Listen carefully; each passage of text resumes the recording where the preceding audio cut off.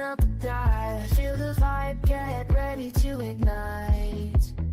Untold stories in the airways, flying through the night. Experience voices, tales so bold. Streaming live, the truth unfolds. Untold Radio Network, where secrets come alive. New episodes daily, the mysteries thrive. Great guests, super chat, it's a wild and variety. Share and subscribe, join the side where truth can't hide. Aliens in the attic, UFOs in the sky. Cryptids lurking, oh my, oh my. Ghosts in the hallway, whispering your name. The paranormal, the unexplained. Become a VIP, get the inside scoop. Unlock the mysteries, be part of the group.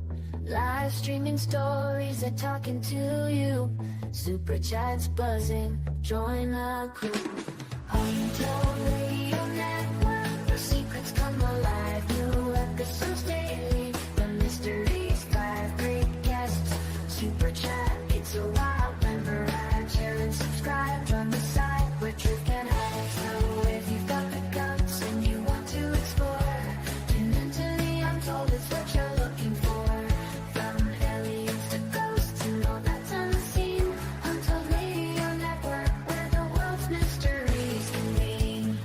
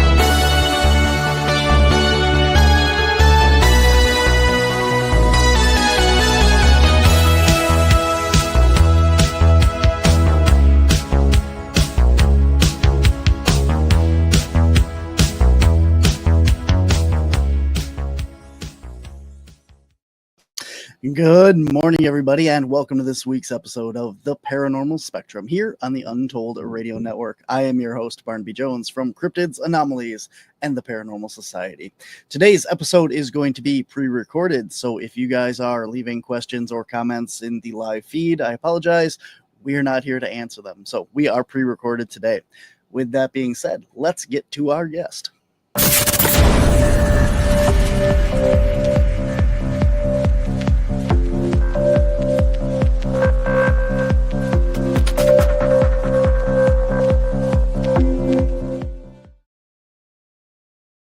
All right, guys, today my guest is JD Currie. He has founded 2 paranormal organizations during his career so far, the first being a recognized college club at SUNY Alfred State College named Pioneer Paranormal Society. The club continues to offer college students an opportunity to learn about the paranormal community and visit some well-known locations in Western New York, including the Hinsdale House and Wildwood Sanitarium. The second organization he founded was the new Era Paranormal Investigators, which continues to foster new individuals. And today he is here to talk all about that. So without any further ado, please welcome JD Currie. Welcome to the show, man. Thank you for being here. Thank you for having me. Absolutely. Pleasure's mine. So tell us, how did you get involved in the paranormal? It seems like, starting clubs in college and stuff, you got a pretty good passion about like bringing this to more people. Yeah, it was one of the products of network television and Ghost Hunters, Ghost Adventures, A Haunting. I used to watch a lot of those shows with my mom. Then I kind of messed around with it on my own, and then tried to like formulate an actual organization, which ended up being the Pioneer Paranormal Society. Very interesting. Cool. So how did the college club start? Like that's really cool that you got other people involved in your passion. Tell me more about that. Yeah, so SUNY, State University of New York, Alfred State College, they allow students to start their own organizations. I obviously had a passion for the paranormal. At first, it started out with urban exploration, which kind of fits because of the state of some of our buildings, some of our locations. It's just recently passed its 5-year anniversary. There's new students that are running it still. So it's a really good opportunity to foster new people, get them involved, get them educated about our field, our community. So how is that received? There seems to be a stigma around the paranormal in general, and this stuff that's going on.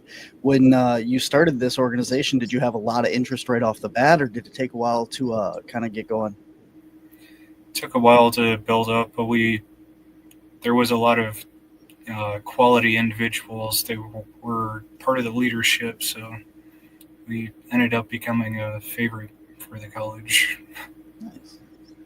Very cool. So now you have a new organization. Tell us about that, how that one's going. Yeah, the new Era Paranormal Investigators is basically the next step following Pioneer Paranormal Society.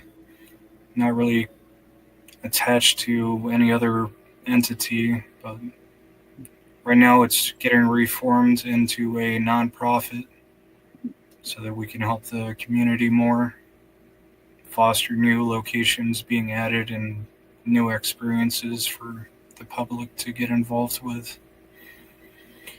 Right at this moment, we're going to start working with the Livingston County Poorhouse in Geneseo, New York, which is a renovated poorhouse, so it's got the aura to it. It's got a nice look to it, but it's being leased out to different businesses.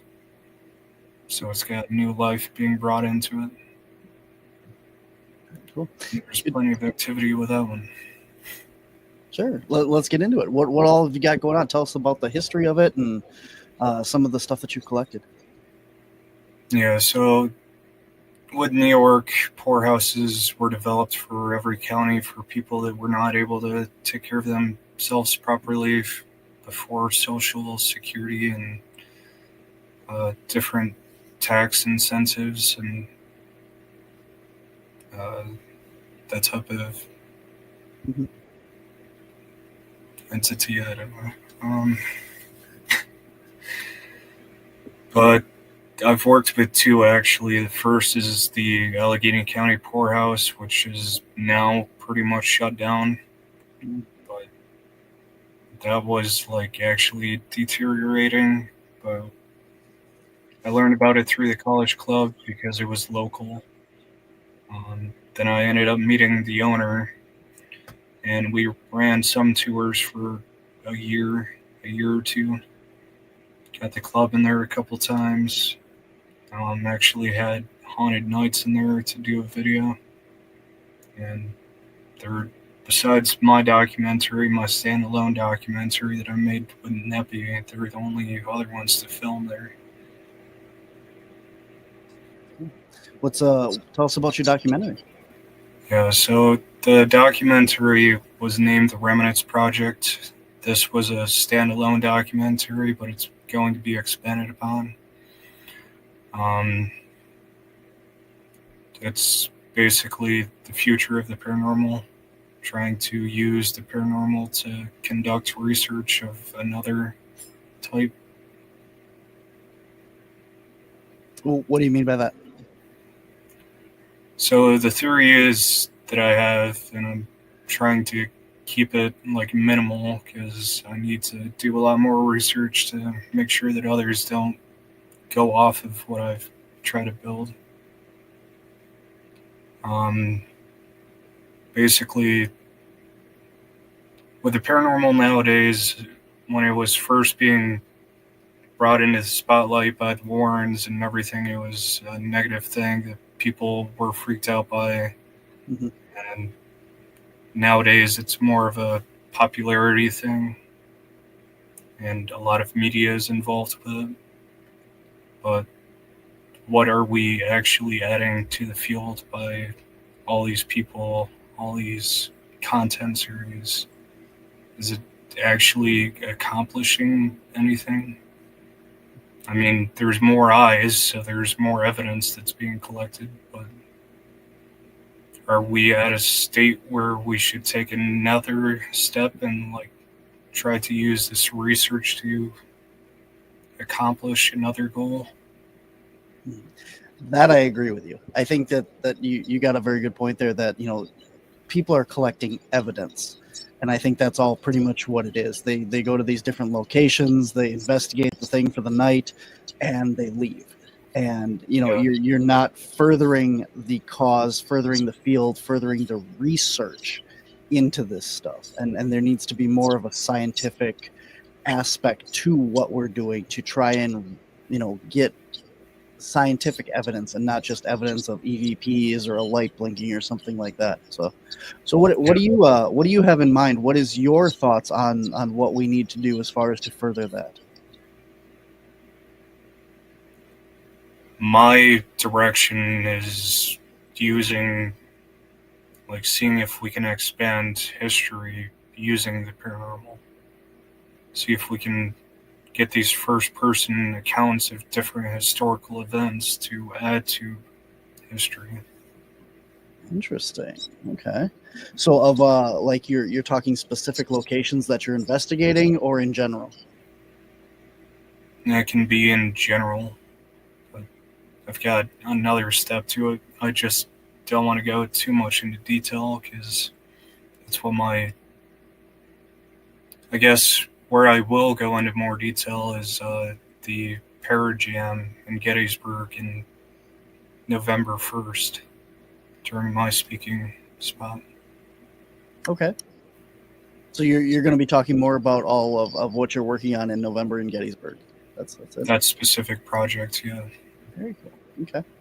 All right. Yeah. When you're talking about the like finding more about the history and stuff, Gettysburg was one of the places that kind of popped to mind as to, you know, where you would want that. You know, like history is notoriously written by the winners, right? So whoever won the event of the location, the skirmish, whatever have you, is the person that says this is what happened there. You know, there was a protest, I came in, I saved the day, kind of thing, and whatever your incidence happens to be. But getting a second opinion on that is really interesting. That if you can get the side of the people that were non-winning side of it to share their story and a little bit more of, well, is this actually what happened? Is this actually the flow of events and stuff? So it seems like there's a lot of that nowadays with history being kind of rewritten. You know, a lot of our statues and our monuments and stuff are being taken down, and ships and buildings that are named after certain people and stuff are being renamed because of, you know, the state of the world that we're in right now. So Football teams. yes. Yeah. Yes, exactly. Things like that. Of that nature. So have you done any work with like Native Americans and stuff out there? Have you tried to communicate with them and get more stories of the history of that? So not yet, but Geneseo is right where the Sullivan campaign took place, which is part of the Revolutionary War. Okay. So there's existing trails where these Native Americans would have went through that are part of this Geneseo poorhouse, the Livingston poorhouse. Medium actually picked up on energy of that being pretty prevalent in that spot. So, Nice. and apparently the Underground Railroad was somehow associated with a poorhouse. That would make sense too. No, that's fascinating. You know, because there's so much. You know, I bring up the Native Americans because there's so much. You know, when the settlers and stuff came over here, pretty much a lot of that got wiped out. And I wonder, you know, like the stuff we learn in school is written by us. It's not, you know, the indigenous people and stuff pretty much keep their stories to themselves for the most part, and with good reason in that. And so it'd be interesting that if you could try and get a little bit more of the history, the early American side of it, of what happened from their point of view as well, that'd be really interesting stuff. Yep. Cool. So, did you have something to say? No? No. Okay. Very cool. All right. So what else are you working on? You got your documentary. Is it out now, or are you still working on it? So the first entry is out now, yes. Okay. It wasn't as well received as it should have been, really. So that's why I came on this program, to show some of the evidence that we got, because it's pretty good evidence, pretty high caliber. Very cool. Yeah, you got 2 clips here to show. I got one that says basement, and I'm thinking the other one says analyzing apparition. I just got ATP. So yeah, which one do you want to talk about? Start with a basement. So going back to the Allegheny County poorhouse in Angelica, New York, which is a very historic little village. We were doing an investigation. We were in the boiler room of this building, which apparently caught fire. I wanted to kind of like re-spark that energy by lighting candles in that space. Mm-hmm. A trigger object, I guess. Mm-hmm. We started asking questions. I asked about the cages that were in the basement, which poorhouses had cage contraptions for some of the people that were disabled or troubled. Mm-hmm.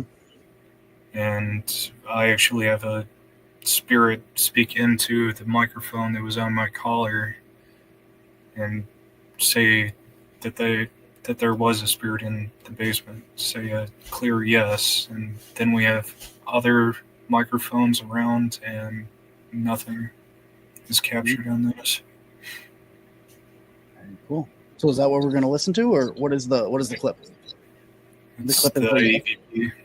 Okay, awesome. All right, well, let's take a listen.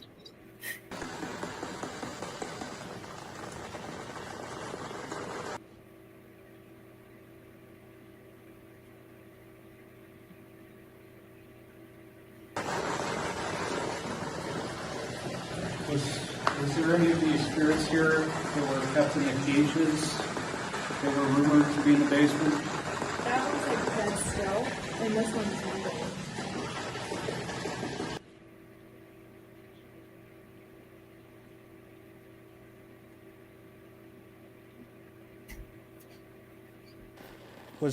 Is there any of these spirits here that were kept in the cages that were rumored to be in the basement?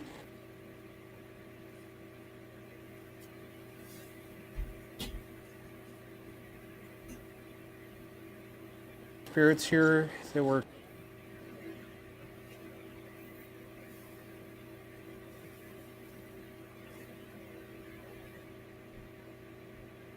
Spirits here that were kept in the cages. Spirits here that were kept in the cages.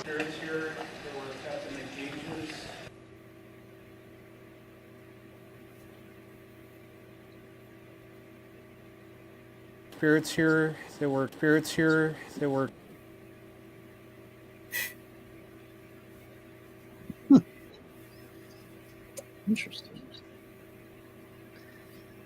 Interesting. And by the way, that's probably one of, if not the most haunted places I've investigated. Cool. But again, the energies were kind of locked up. There wasn't a lot of people that went in there to speak with them. So now that's one of the places that you offer tours, right? not at this time. Not at that time, or not anymore. Yeah. Okay. Yeah. Interesting. All right. Well, we got another clip here. What is? Tell us about this one. Yeah. So for the same place, and this is part of the documentary that I mentioned.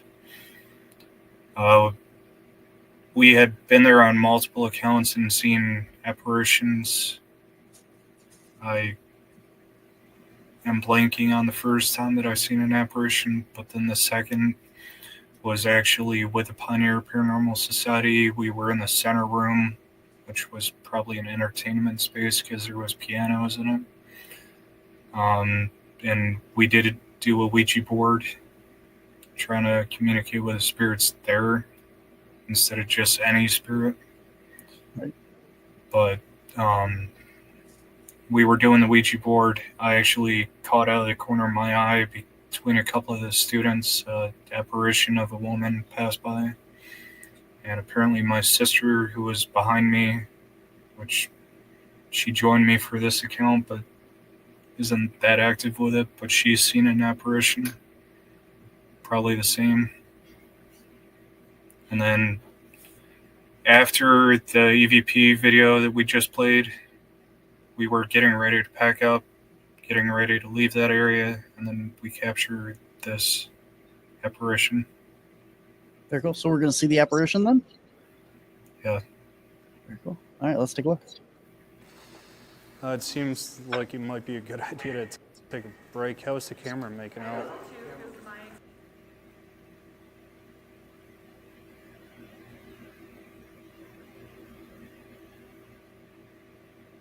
Unless there's an issue with the video.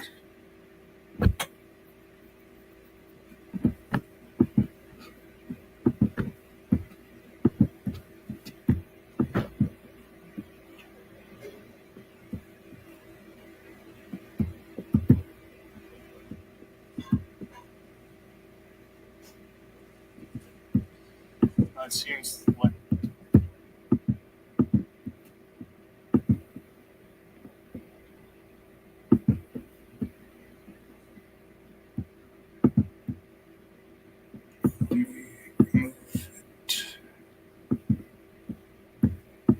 should have. You didn't see anything in that video, right? No. It looked all. It started out with like some lights in the background, but then it just was black the whole time. Yeah, I think it glitched Okay, yeah. because it should switch to infrared. I can't re-add it. See if it'll play. Okay. I'll take this one down and then. Nope, now it can work.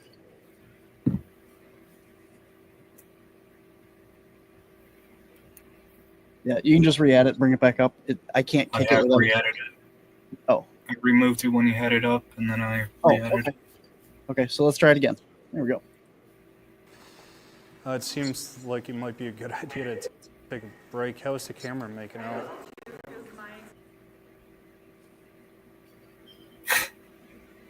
Looks like the video freezes, kind of. Yeah, it was slow when it was playing too.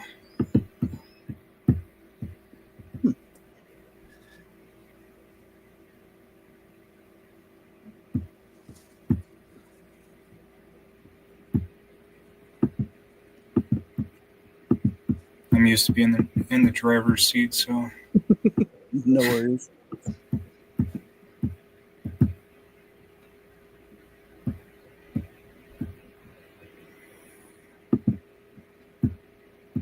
see if you can add that. Okay. We're making out. It's not like a fear thing, it's just like Okay, so that's the part right there. it's like I don't know. I feel like I can't breathe. And it's not like a fear thing. It's over my left shoulder beside the door frame. Okay, so I'm looking at the door frame. What's the camera making out? And it's not like a fear thing, it's just like I feel like I can't breathe. Yeah, it's like Kind of maybe like a black shadow. Is that what I'm looking at? Yeah, it's a shadow. It's not overly detailed. Okay. I kind of see something moving there. Yeah. Interesting. Very cool. And those are both at the same place then? Yeah, and like 30 minutes apart. Very cool. Very cool, man. Awesome. So do you do a lot of investigating? Do you do like client investigating too? Like people have problems at their house and call you in for that? No, I've not done any private investigations yet. Okay. You said that you did like when with the college and stuff, you were doing some like outreach and stuff with the community. Can you tell me more about that? Yeah, so we created videos, a YouTube channel, social media. That's actually how we picked up a few students to join the club. Then we helped with the Andover Haunted House, ended up doing a ghost tour there with Casey Colburn, who's also connected to the Hinsdale house.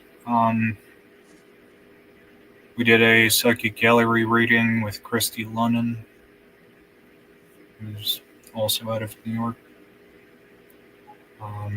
We did a podcast for that also, so the students had the opportunity to learn from people that were more experienced and had some insight about different things to try in the paranormal field, different avenues to go down. Because some students did have abilities they were beginning. So you got to do like kind of like a guest appearance, or not guest appearances, bring in like guest speakers and stuff and have them learn from them. Yeah. That's really We cool. did try to keep variety, but it was mostly New York State people. We had Haunted Discoveries, Brandon Allen, the Ghost Finders, Megan Deputy. She was on a couple times, actually. Daniel Clace, the owner of the Hinsdale house. Very cool. Very cool. Now that's very important, you know, to bring out the teaching side of this, because, you know, like we talked about already, there's so much just, you know, go into a house, ask for, you know, the light to light up. Can you make the REM pod go off? And you're doing these same parlor tricks over and over again. And I think people, you know, watch these shows and they think that that's all there is to ghost hunting. And it's this, you know, just go in a house and you get activity kind of stuff. And there's so much more, because, you know, like people go in and they provoke because they think these things are always demonic or bad entities. Like you said, you know, there's this bad reputation with the paranormal. And a lot of the times, I mean, like 99% of the time, the people or the spirits that are in a location are just a normal person that has passed away, like you or me, that had some sort of interaction or lived there, or, you know, like you said, was with the poorhouse, you know, may have died there, or had that kind of traumatic experience there. And it's important to realize that when you're communicating with these spirits and these entities, that it's a person, and you need to treat them with respect, and teaching people that. And, you know, I think that's one of the biggest problems with the paranormal community now, is the people that are on the edge of it, the fans of the paranormal and stuff that watch the TV shows, don't realize that aspect of it, because everything on TV is so sensationalized, and, you know, it's a demon, it's this scary house of horrors, this terror house, and because that's what sells. That's what people want to watch. They don't want to watch a TV show about, you know, this lady's grandma that comes back to, you know, make sure that she's okay and tell her that she's having a good day and stuff like that. They don't want that. That doesn't sell and doesn't make good TV. You know, what are your thoughts? Yeah. I will disagree, though, because I feel like within the last few years we've gone away from that. A little bit. Because we've broadened the paranormal field, and the shows that are relevant now are more positive. Zach, the Ghost Adventures guy, doesn't have as much power anymore because there isn't as many shows on Discovery for people to seek out. And all the streaming. Yeah. I would argue that Zach is not the, you know, everything's not a demon kind of person. I think he's more of the sensationalized paranormal side of it, but I don't think he does much to help the cause. Probably not. But there are some, Kindred Spirits, Adam Berry and Chip Coffey and Amy Bruni. I think that one's a little bit less sensationalized, a little bit more, you know, human aspect of it, you know, trying to get to the personal aspect and stuff like that. But, Yeah, but they stem from ghost hunters who had that practical approach, scientific approach. absolutely. I think that still probably is one of the better shows, and I think that's because, Ghost Hunters produces it themselves. They have their own editing team and stuff like that does that, and they're not going through the production company that gets to spin their own story and tell it the way that they want. So sensationalize. Yeah, absolutely. So looking at the stuff, let's remind me again, where were the two clips that we showed? Where was that? The Allegheny County poorhouse. Yeah. Okay. So, sticking with that topic, what have you learned? You said that you were working on like more of the history and stuff like that. So, with your research and going into this place, what were you able to add to the history because of your research? Yeah. So for the Livingston County poorhouse, which is the one that I'm actively working with, we have learned that there's a shadow figure. Well, there's quite a few sightings of shadow figures in disconnected parts of the building. Because we essentially have the top floor, 2 attic spaces. One is renovated, one isn't. Then a lot of shops in between, and then the basement. And there's apparition sightings in both of the upper floors and the basement. Not sure if they're the same spirit. Haven't really broken into that just yet. The one in the basement seems to be some spirit that was troubled or didn't want to be interacted with directly, so he showed himself as a shadow. Has something to do with work at the poorhouse, which for any of the poorhouses, if they lived there, they had to contribute somehow, and it was usually in the form of livestock or taking care of the residents. So this guy went through something during the working phase of the poor farm. The medium I work with, Irene Achelois, she's said that he had really slick hair, like very wet hair. So could be a number of things. Could have just overheated and passed away, heat stroke and all that. But that's what he chooses to show himself as. I was gonna say, back in the day, they used a lot of like grease and stuff in their hair as well too. Kind of, you didn't have the styling products, the gel and that, so the slick back would be kind of I would say more of a, not necessarily a poorhouse. I would think that'd be more of a show of like prosperity. Being, well, if it's wet, then like you said, but if it's more greased and stuff, we'd have more of a to show that you had class and had the money to purchase such products and stuff. So we've got those apparitions. Then in the basement, apparently there's some elemental native spirit that shows itself as a ball or a small figure that moves around, kind of keeps a watch on everything, but with the Native American landmarks that are really close to this location in Geneseo. Could very well be something native.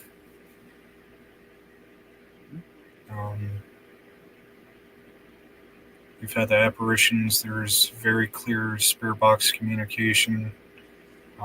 We've had a door that gets caught when it's shut, just swing wide open with no hesitation. Now, this place you said is being renovated. It's used. It's, you got like actual active people renting it, right? Like it's being used nowadays. Yeah, it's being leased, by different businesses. So it's not like run down, like the wind through the windows or broken windows or anything like that that's causing any of these movements or nothing. It's not overly run down. It's got spots that are bad. But one good thing for that location is one of the businesses is actually a holistic energy shop. So that could have really helped with the energy that was already there. That's interesting. Yeah, kind of But helps. then there is also a brewery, so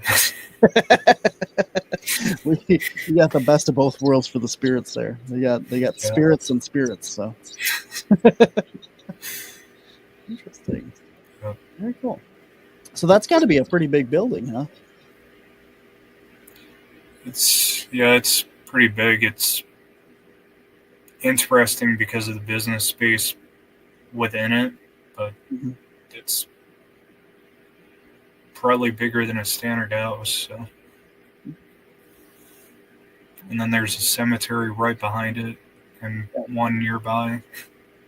I was wondering that too. You know, being a poorhouse and stuff, a lot of those places didn't pay to put people in cemeteries or anything. They had their own. So you actually have a cemetery right there on the property then. Yep.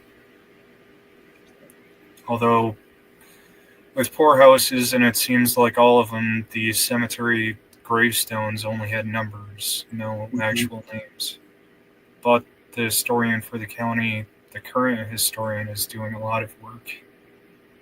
So Trying to match up like names with numbers, or yeah, that and the education tours that she does, and also she has a plaque of the grave locations, names that she can get, photos from back in the day. Apparently they had Jeep ground penetrating radar at one of the grave sites that is nearby but not connected.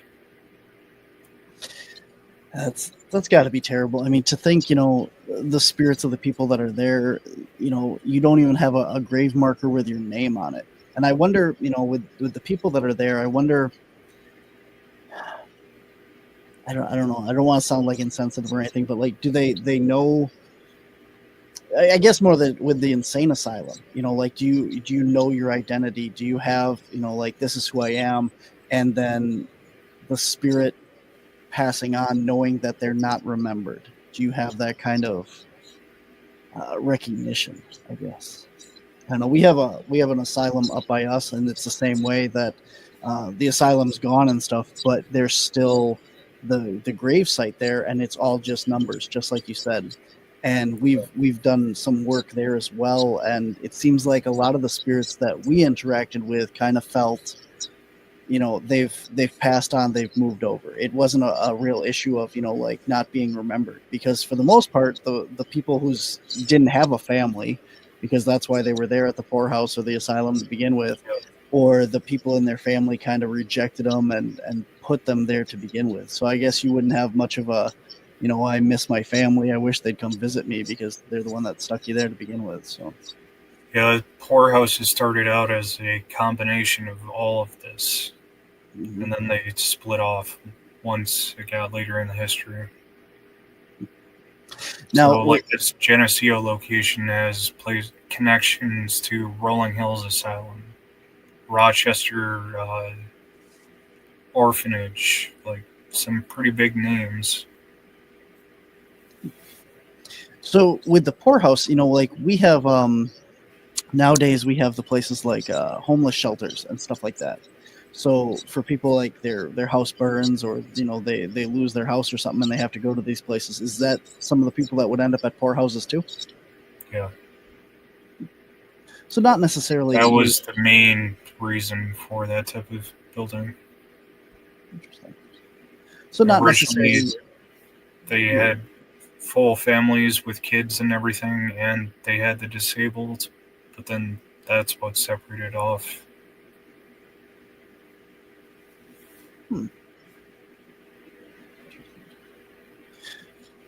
So did we had poorhouses before we had, like, the asylums, and it was all together at the beginning? Is that what you're saying? I don't know for sure, but it sounds like that's how it started out here in New York, at least with the smaller counties. So for, like, your specific location, you mean? Yeah. Okay. Interesting. We really don't have that many asylums. So Yeah. Interesting. Yeah, being out on the East Coast, you have so much history. I mean, that's where we started in the United States and stuff coming across them. It seems like it's a lot more active with the locations. You talk about like the whole East Coast, Georgia and New Jersey, New York, all those the Carolinas, and even down to Florida and stuff. You have a lot more. Seems like a lot more haunted locations. Up until you get to about the Midwest, like Ohio line there kind of area, that things start to kind of taper off. So, yeah. One thing I can add is for the Allegheny County poorhouse, there's only one flag plot that has gravestones around it. So like a family plot. It's just a square of the gravestones and then a flag in the center. So that's probably one of the worst grave sites I've seen. Huh. So what do you think? What does that mean? That they didn't care to spread out the gravestones and actually make a plot for everybody. Kind of like a potter's grave, then? I'm not familiar with that. Potter's grave is like a poor person's grave. They dig one big hole and throw a bunch of people in. You see them like at wars and stuff like that, where they can't identify the bodies, or like Chicago's notorious for that as well, where the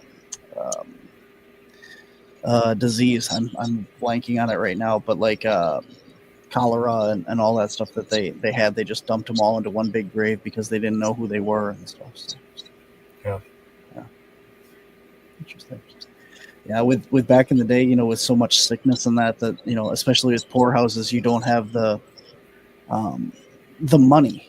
These people don't have money for a house, let alone healthcare and that. So when they're in these places, if they get sick, there's pretty much nothing that can be done or could be done because they don't have the money to take care of them. And back in the day, you didn't have a lot of the cures and the medicine and stuff that we have now. So if you got sick, I mean, it's just a matter of time. And with so many poor people and so much sickness in a building, it was, if somebody got sick, the whole place kind of went down. Yep.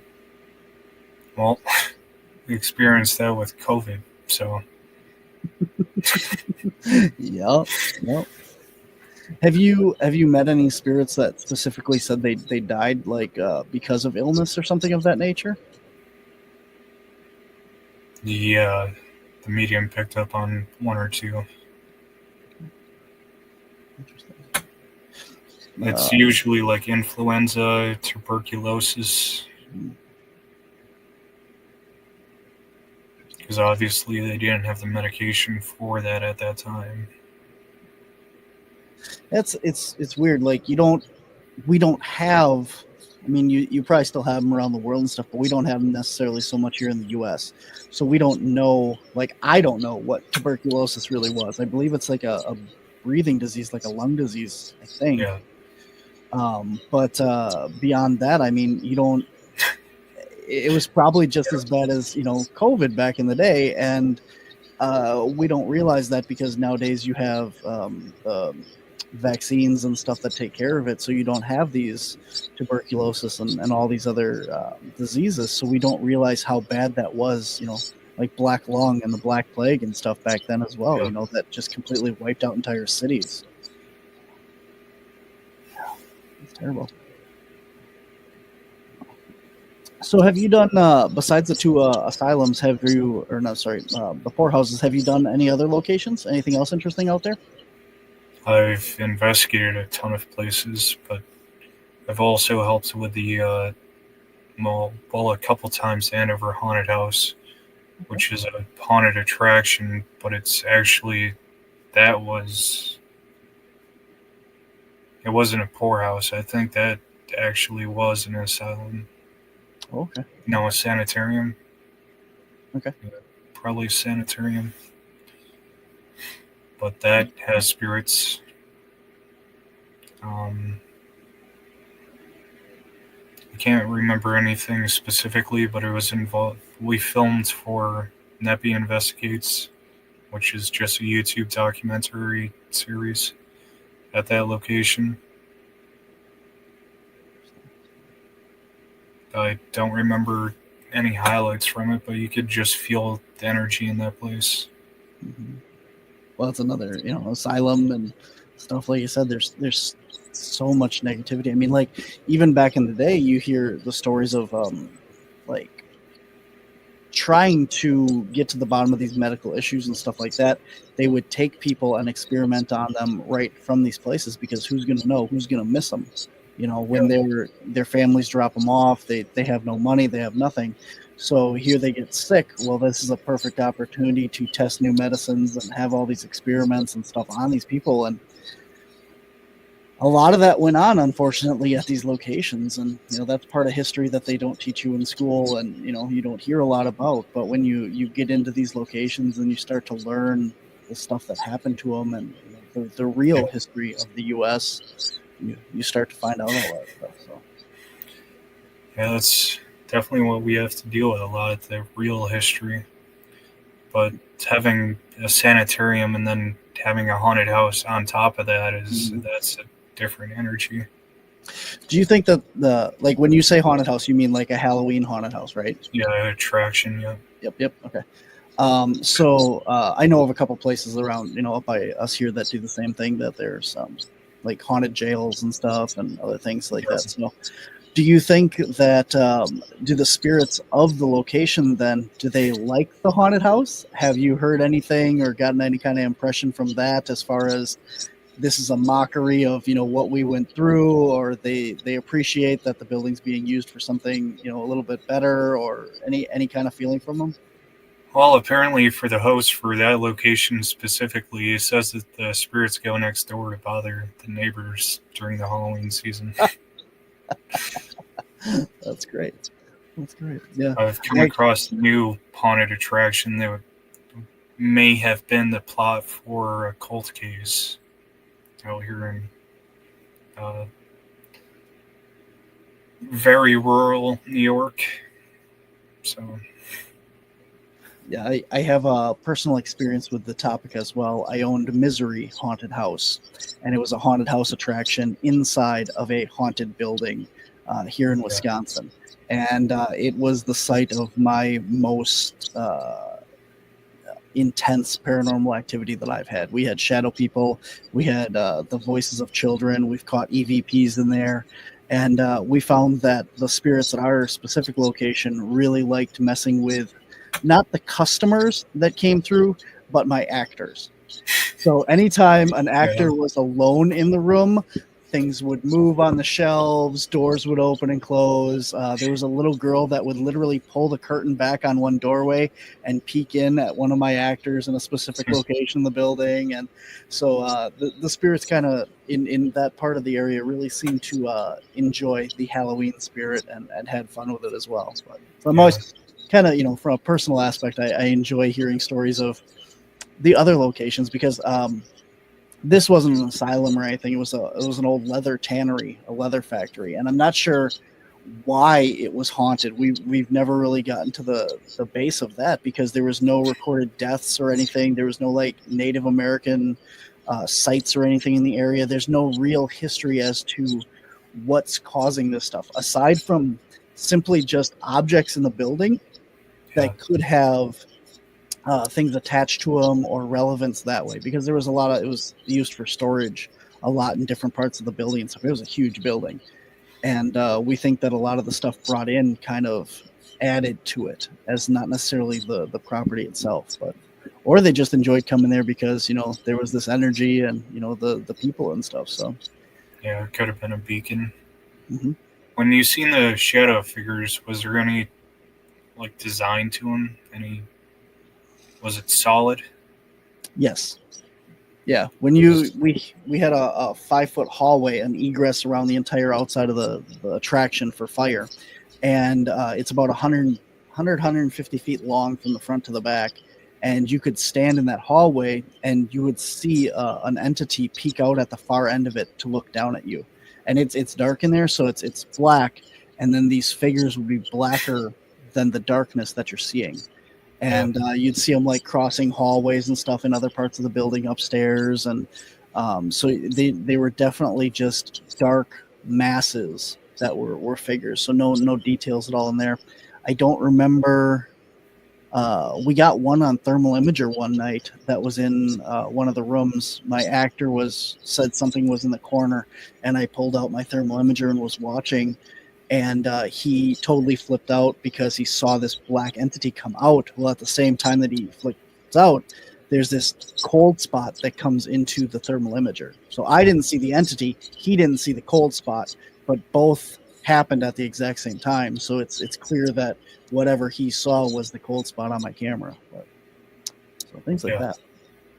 So I have seen an apparition by a sight of eye at the Western Block in Lockport, which is close to me, and very haunted.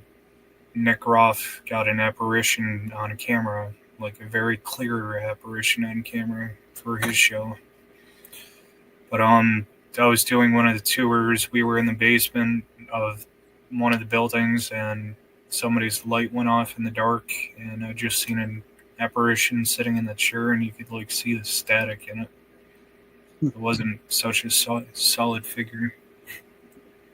Kind of like moving, like a TV static. The only non-shadow entity we saw was one of the nights after we got done doing some work there. We did like paranormal investigations of the building, and we were upstairs. We came downstairs, and there was the room we were in, and then there was a big room in the middle, and then a third room off on the far end of this like warehouse part of it. And in the second part, that third room, it looked like a person with blue jeans and like a white t-shirt walked across that doorway. And so we called out, is anyone down there? Because the landlord kind of looked like that, like blue jeans and a white t-shirt, usually that's what he usually dressed like, and didn't get any answers. So we went over there and we looked through that entire part of the building. There was me and my mom and one of the other investigators on my team and stuff. And we kind of spread out, so nothing got past us. No human was in there. And when we got over there, we actually got a voice of a little girl on a recording that says, "I'm scared," which the little girl is not what I saw. Me and Derek literally saw a man, blue jeans and a t-shirt, walk across. And when we got over there, we're like, "Is there anyone back here, or anything like that?" And this little girl's voice says, "I'm scared." So I don't, you clearly have two different things going on there, but I think that's the only time that I've actually seen an entity in there that wasn't shadow formed, but it looked like an actual person. The only time I've seen like that level of detail is at the Allegheny County Poorhouse, and that documentary name is NEPI Remnants Project, the Alms House. It's on NEPI's YouTube. Awesome. So we have in the show notes, I have the link tree for all of your stuff. So all of the websites and everything that's on the link tree, people can go check that out and stuff. So your documentary, tell people where is that the one that you were just talking about? Yeah. Very cool. Is there anything else that people should check out on your YouTube? Anything else you'd recommend, or any of the stuff that you want people to check out? And then any other events and stuff that you got coming up? Yeah, so right now, NEPI is getting repackaged, revitalized, and should have some events coming out. We're going to associate that group with the Geneseo Poorhouse, the Livingston Poorhouse, for events. We're probably going to end up doing a live investigation public tour at the poorhouse for the Scent and Stone, which is the holistic energy shop, for their October event.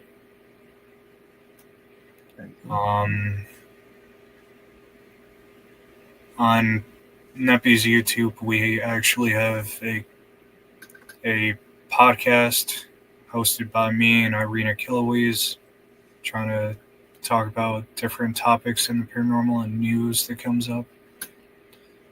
Then we're doing a Private Eye Paranormal documentary series featuring new locations between Pennsylvania, Ohio, and New York. And it's broken up into like scenes of a paranormal investigation, a psychic walkthrough, an investigation, history, evidence review. In addition to that, there are some older videos of the NEPI Investigates series featuring locations out of New York, a lot of new ones, and then the standalone documentary, the NEPI Remnants Project, The Alms House. And then I will have a lot more content coming out soon. My next appearance, my next event that I have coming up would be the Parajam in November at Gettysburg by the Gettysburg Ghost Tours. It's going to be at the Gettysburg Orphanage. I'll be talking about how the Remnants Project is going to continue and some of the details that we talked about here. Very cool. And all of NEPI's social media is under New Era Paranormal.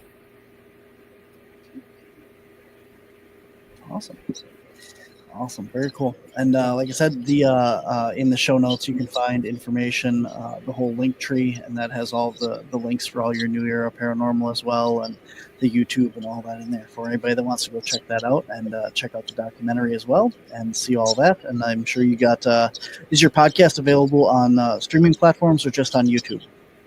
It's on YouTube, Facebook, and the Spirit Channel. Okay. Awesome.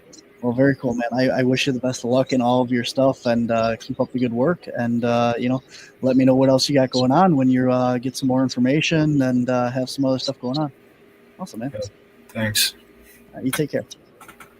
See you.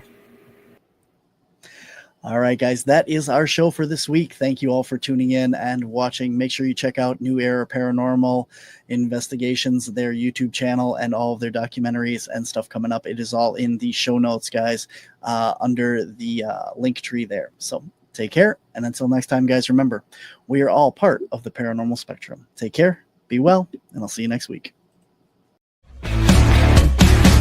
You seem to know something I don't. What's going